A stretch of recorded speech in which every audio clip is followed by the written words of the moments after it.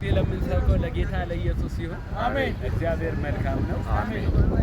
በስራው ውስጥ ትክክል ነው።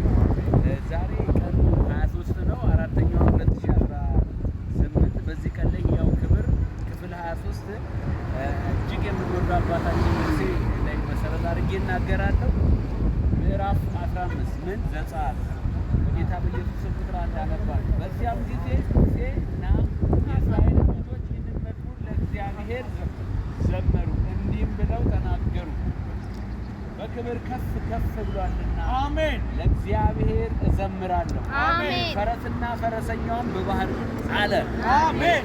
በክብር ከፍ ከፍ ብሏልና አሜን። ለእግዚአብሔር እዘምራለሁ አሜን። ሃሌሉያ አሜን። ፈረሱና ፈረሰኛው በባህር አለ አሜን። ለሱ ጌታ ዝካር ናካቢና ናካጃላ ካቦሲካዳላ ወራጃላ ሰራና ያዳሎስ ወዳባሲና ናባዲና